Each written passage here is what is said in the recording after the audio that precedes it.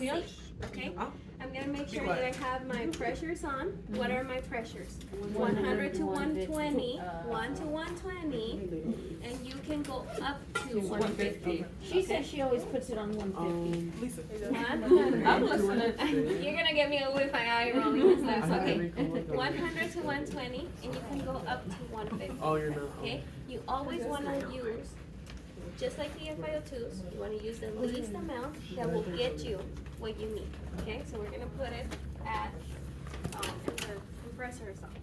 But I put it at 100. Okay? It's at 100. When do I know when to increase the pressures? If the secretions are big, if I feel like I'm not mobilizing them, right? Okay, then I can increase my pressures. But I'm gonna start it at the safe range. Okay? Now I'm gonna have my, I don't need my Yunker here, so I'm gonna have my suction here already on. Okay? Now what I'm doing is that this patient is receiving oxygen via a large volume nebulizer. Okay? And in order to, well, actually, let's connect them. If you don't mind getting a large volume nebulizer. And what was the because pressure? I don't want you guys just saying that you're gonna hyperoxygenate. You have to actually have, the But leave it at 100 to 120? No, the white cap. The white cap. The max you can go is 150, Right. but the Yeah. normal Oh, 100 no. to 120. And then how do you know to increase is because if the secretions are not mobilized or if they're super thick, you know to Okay. increase the The pressure. pressure. Alrighty, so Okay. this patient, who, Yes. we don't have anything in this side. I have your So one. this patient, They had it in my video.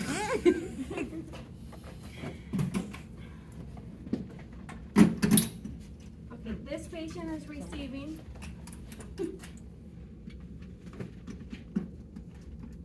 oxygen via a tray collar.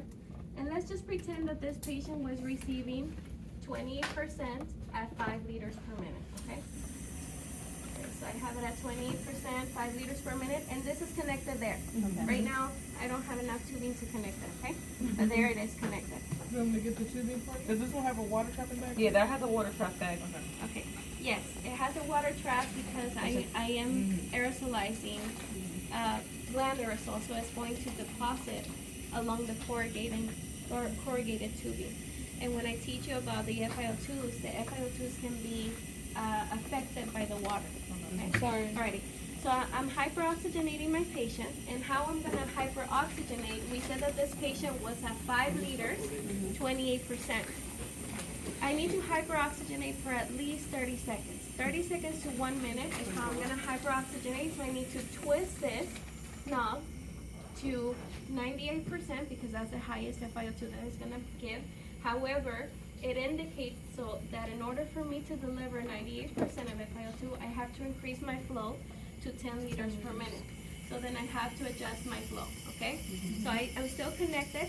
I am hyperoxygenating my patient, and now I'm going to open my suction device, okay? Okay, thank you.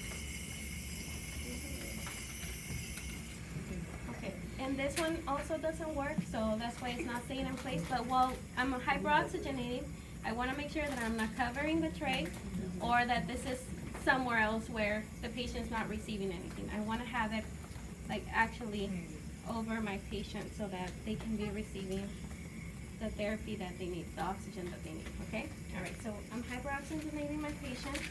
I'm gonna use my sterile technique. That's why I already prepared my suction catheter earlier, remember? My suction tubing. I'm going to prepare my gloves. I'm not gonna use those, so we use them. And you're gonna use the same method that you use to put on your other gloves when you learn your sterile procedures, okay? I'm gonna do that. Now I can grab here.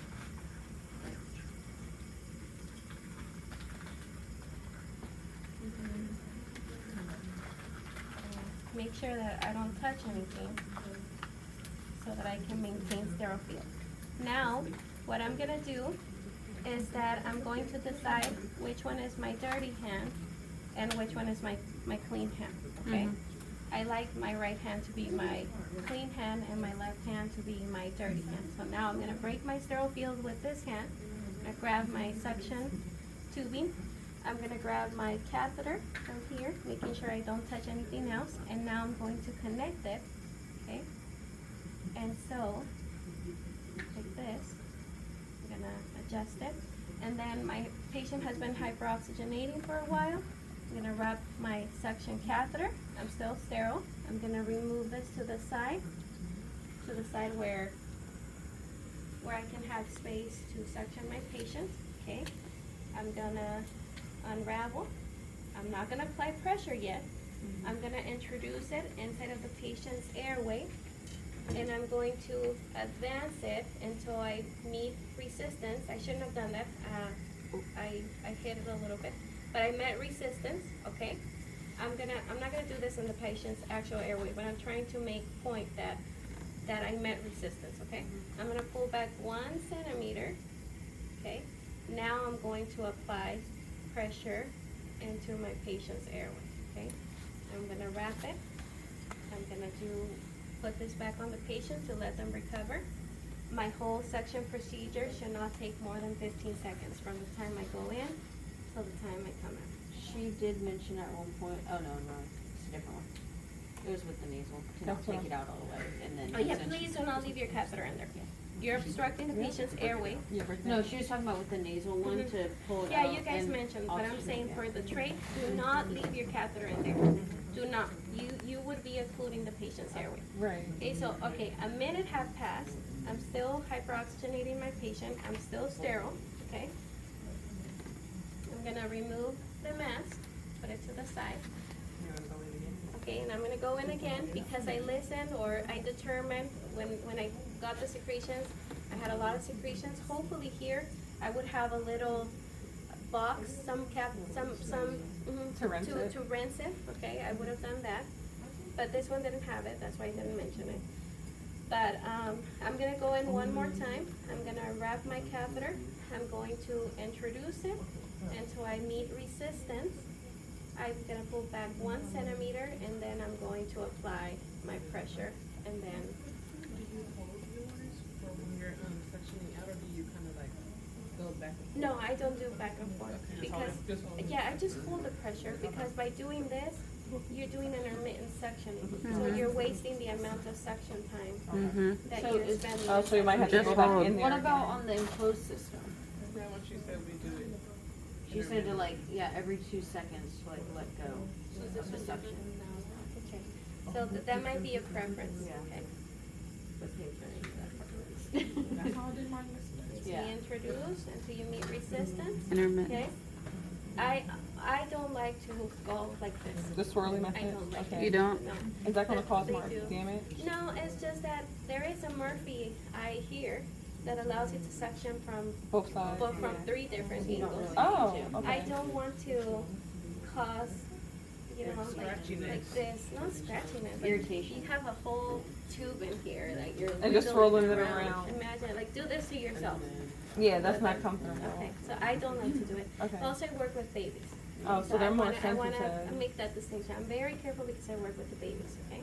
So, like I said, what I do actually is that I introduce my catheter, and I don't like to, when I meet resistance and I pull back 1 centimeter, I don't like to pull out like this, okay? I like to pull out like this, so that I can control when the tip of the catheter comes out, and then now I go ahead and wrap it, and now I still have my sterile hand. And I put it over the patient, hyperoxygenate them, whatever I need to do. I'm holding this with my sterile hand, so I cannot break my sterile field, right? I'm physically being obligated to remember to keep it. Question when you're, Because some people hold it like this. They won't do this. ooh, you can like bring it. Dripping Yes, it, that's so- not, some people hold it like this, okay, so it can fall. I just like to wrap it on my hand so that I can maintain my sterile hand. Would it still be sterile if you're like dipping it only the tip of the saline? Yeah, because the saline in this Still container water. is all sterile. And this So if is I do this and I- tracheal section. And Would I, nothing be on this part then? I'm like gonna this, do- I would have my water in here, be suctioning the water, and then I would wrap it again, Oh, okay. and just wait until my patient recovers. So question, when the patient's recovery is like 30 seconds to 1 minute before you go back in? Or just 1 minute total? 30 seconds. 30 seconds to 1 minute? 1 minute. Okay. Yeah. I like to give my patient a full minute. A full minute, yeah. To recover. I'm looking at the cardiac monitor. I'm looking at their vital signs. Make I'm sure looking they that I'm don't- not causing arrhythmias. I'm looking at the secretion. Sometimes there's, oh, and I want you to see where I'm standing, okay? I never stood here, right? I'm standing here because when I suction, if the patient does start coughing, he's gonna cough He's gonna all cough over over that Noel way. and all over Right. Emily, but not over me. I'm standing here so he can't reach me. And you monitor the cardiac monitor, Yeah, like a I'm vagal looking at response? Vagal response Okay. to see if I see Bradycardia. decrease, Bradycardia. decrease in SpO2. Okay. I see maybe an arrhythmia.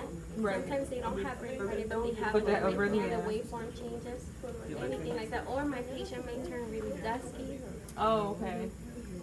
All right, so who's next? Here are some gloves. That's why I left them. Who's gonna be the next person? I'll try. Oh, go ahead.